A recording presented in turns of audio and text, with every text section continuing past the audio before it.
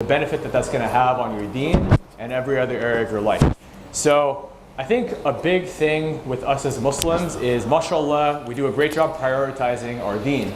But sometimes people will start to neglect other areas of our lives that the deen pertains to. Because of course the most important aspect of Islam that we must stick to, that is fard, is obviously following everything in Islam about ibadah, the formal acts of worship. But Islam gives us guidance and a very comprehensive system for how we can live every other area of our lives. Business, relationship, marriage, right? Our fatherhood, our motherhood for the sisters. So again, when it comes to our body, there is a ton of different evidence inside of the Sunnah, inside of the Quran, that we should be applying to our lives that many people neglect. And so I'm going to start off with the description of the Prophet ﷺ, which is that his chest and his stomach were in a straight line. And so that's the first thing, is we have to evaluate ourselves, because there was a period where I was very obese and I had a very big belly, and I had to look at myself and think, this is not the Sunnah, this is not okay. The amount of food that I'm eating and what that's doing to my body, what that's doing to my energy levels, what that's doing to my ibadah, when I'm so tired after eating a giant dinner that I can't even focus during Isha, I can't even focus during Taraweeh, which Ramadan is in less than 3 months. This is a problem. This is starting to affect my ibadah. This is starting to affect my deen. This is starting to affect the way that I conduct myself in every other area of my life, both across deen and dunya. And so there's so much hikmah, there's so much wisdom in being able to follow the example of the Prophet ﷺ in every single area of our lives. And so there are a couple famous hadiths. Of course, there's the hadith on portion control. The worst vessel the son of Adam can fill is his stomach, and if he must fill it, 1/3 for food, 1/3 for water, and 1/3 to save room for his breath. Yet so many of us, when there's some delicious food, we just eat so much, we eat 110%. We fill ourselves beyond the brim. And we suffer in that from our energy levels and our weight and our health and our fitness and our inflammation. And so many brothers and sisters find themselves in a position where their energy levels aren't good, their knees hurt, their back hurts, everything hurts. And again, our energy is inconsistent, our sleep quality is poor, we're cranky and triggered all the time because we're not happy, because we physically don't feel good, because we're not taking care of our health. And so Allah subhanahu wa ta'ala commanded us to seek out the solution for, or the cure for every disease that we encounter. And when we have diseases like diabetes, obesity, cholesterol, heart attacks, everything else, and we're not doing anything about it, we need to really hold ourselves accountable and evaluate ourselves and start to make some changes. There's another famous hadith, which is that a mu'min al-qawi is more beloved to Allah than a mu'min al-da'if. The strong believer is more beloved to Allah than the weak believer. Now the word qawi is a broad term for the word strong, which applies to everything. Spiritually strong, of course, right? Financially strong, emotionally strong, mentally strong, physically strong. And if we look at the example of the Prophet ﷺ and the Sahaba, they were so strong that they were able to fight these battles. I mean, we look at battles where, by the intervention of Allah, sending help, of course, we were able to win, even if we were outnumbered 3-1. And so, at the end of the day, as Muslims, it's so important that we take care of the health of our body. And if you just apply those two things, number one, just practice portion control. Don't overstuff yourself. Even if you don't make any changes to your diet, the only change you make, you eat the exact same thing, but you just eat a little bit less. And you stop when you feel comfortable, but you don't overdo it. That alone will make such a difference. And Allah tells us in the Quran, He does not love those who are excessive. So do not be excessive. From there, if you just work on strength, whether it's some kind of workout, whether it's some kind of, self-defense training, whether it's even just doing push-ups, if it's lifting weights, whatever it may be, if you just get some weights for your home, your whole family can benefit, and inshallah, it's going to make a huge difference. Now, there's also verses in the Quran that we can look at to inspire us to make some changes. Allah tells us to eat what is halal and what is tayyibat in Surah Al-Baqarah. So why did Allah use the word halal and tayyibat? What is lawful and good? Well, is halal hot Cheetos halal? Yes, but is halal hot Cheetos good for you? No, it's not good. And so if we just eat good, wholesome things, like what Allah subhanahu wa ta'ala has prescribed, then inshallah we're going to see such a difference in our health. Now, we can also look at the science behind some of the different foods where we add way too many calories, which is not even necessary. Because we all want to enjoy our food, we want it to taste good. But do we need to put so much oil that it feels so heavy afterwards and it affects our ability to focus in salah after we eat? No, we don't. If we just use the same delicious spices, but we reduce the oil a little bit, that alone will help us to lose so much weight and not feel heavy and bloated, and to, again, have so much more energy for salah, for taking care of our kids, for showing up to work and giving a good quality work for the money that we're being paid, for the rizq that Allah has given us. And so, as we look at how we can please Allah in everything that we do, we need to have that taqwa when we're eating. We need to have that taqwa of Allah and that taqwa of what are we putting in our body and how does this fuel affect me. Now, who here would take your car and go fill it with the wrong fuel? You have a normal car, but you go fill diesel, and then the car stops working. Nobody here would do that, right? Yet so many of us, again, we're not fueling our bodies with the right foods.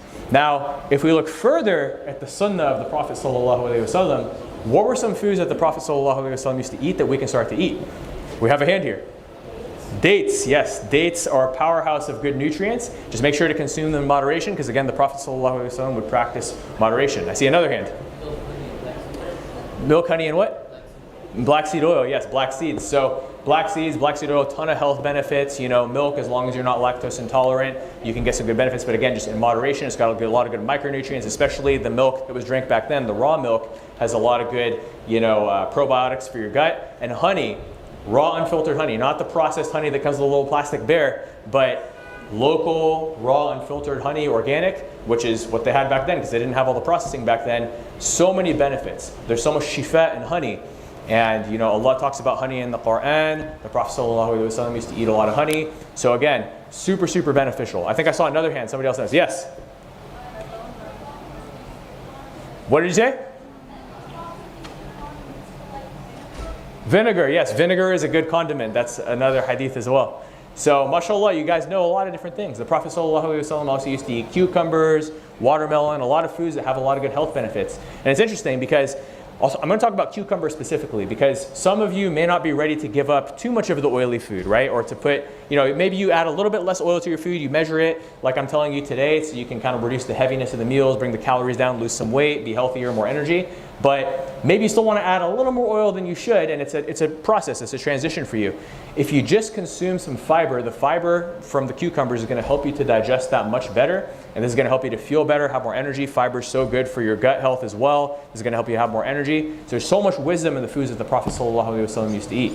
Same thing, watermelon is going to be great for your hydration. Again, everything in moderation, right? Just because the Prophet ﷺ used to eat dates doesn't mean you should eat like 100 dates a day. That would be way too much, right? Do not be excessive. Allah told us not to be excessive. Yes, we have a brother in the back. What did he say? Grapes? Yes, grapes, raisins.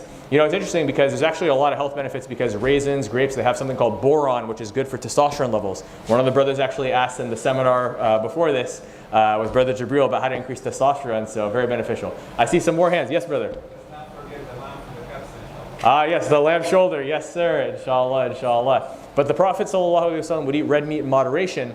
So not all the time because there's a lot of fat in that. And science has shown today that eating too much saturated fat can increase your risk of heart disease. So the Prophet ﷺ would eat it because there's a lot of good benefits in it. But he would eat it in moderation. Everything in moderation. Yes? Eggs, I'm not sure. I don't think I've come across any narrations on eggs. But if you have one, please let me know, inshallah. Yes? What is it? Pomegranate, yes, pomegranate, which is also good for your testosterone levels. So mashallah, you guys know a lot of sunnah food. Eggs can be good for you though, even if it's not necessarily a sunnah food, there can be some benefit. I think I saw one more hand, then we're going to continue. Yes? Barley, yes, the Prophet ﷺ used to use barley, and he would actually make a tonic out of barley for people who were sick. I can't remember the exact narration, but there was a narration that the Prophet ﷺ wouldn't have wheat bread multiple nights in a row. So just be mindful that you could get bloated if you're eating bread too consistently. So try to do that in moderation and have days where you're not eating it, especially if you get bloated from it. Okay, so we got a lot of hands, but we're going to keep things going. So again, mashallah, it seems like you guys are knowledgeable, motivated, everything. So I think the reminder is very important. Just like how we have Islamic reminders to remind us what we already know, we all know that we should be healthy. We all know that we should practice portion control. We all know that we should follow the sunnah when it comes to our health, our fitness, our strength. But sometimes the reminder is helpful. And also being around the right company, around the right people and supporting each other. The Prophet ﷺ said that a man is upon the religion of his friend. So watch out who you befriend. And so it's important that we support each other as a community here. MashaAllah, here at Masjid Rabat, we have such a good community. So it's important that we hold each other accountable as well. Just like when it comes to deen, we'll hold each other accountable. We'll correct each other if we see anything that's wrong. When it comes to deen, we should also correct each other when it comes to the matters of the dunya. Not just fitness, but everything.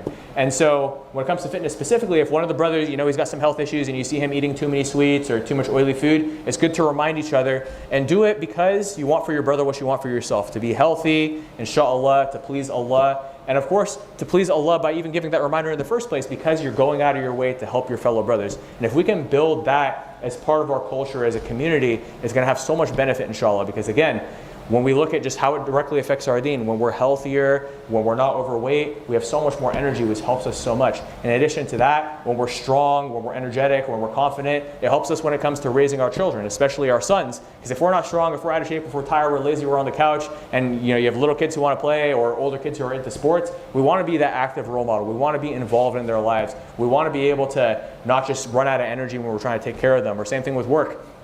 If you're just crashing at 2 p.m. and you can't focus after Dhuhr, and then your Asr suffers as well. I mean, all your prayers in the evening suffer because you're so tired. We really need to be mindful of all the different aspects of taking care of our health and fitness. Let's look at sleep as well. I'm sure that many of you have heard of the hadith where, I believe it was with Uthman, where the Prophet ﷺ said, "Do you not desire my practice?" Because he was praying all night and fasting all day. And so the Prophet ﷺ said, yes, pray during some of the nights, but sleep during some of the nights. Fast during some of the days, but also break your fast. Right? We have to practice moderation when it comes to our disciplines, and it's also important that we take care of our sleep because the body has rights on you. The Prophet ﷺ said in the same hadith, the body has a right on you. So it's so important that we familiarize ourselves with these hadiths and that we use these to remind ourselves and to inspire ourselves. And the best part is when you use the hadiths and the verses from the Quran to inspire yourself to be healthy and fit, then there's so much barakah in that, because you're not doing it for vanity purposes like the stereotype with fitness, but you're doing it because you want to please Allah. You're doing it because you want to be a stronger believer who's more beloved to Allah, and you want to become stronger in every way. The strength transcends in every area of your life when you're disciplined with your nutrition and when you train for strength. And likewise, we want to be able to ultimately see that benefit in our energy, our focus, and everything else that this helps us do to be better Muslims. So there's a lot of intricacies to nutrition. This is supposed to be a short talk, but I can go as long as they would like me to. So I'll open it up for some, or actually, I don't think we have time for Q&A, so we're going to move on. But inshallah, this will be the first of many. So if you guys like this, talk to the brothers who run the seminars. And if you guys would like me to come back, I would be happy to anytime, inshallah.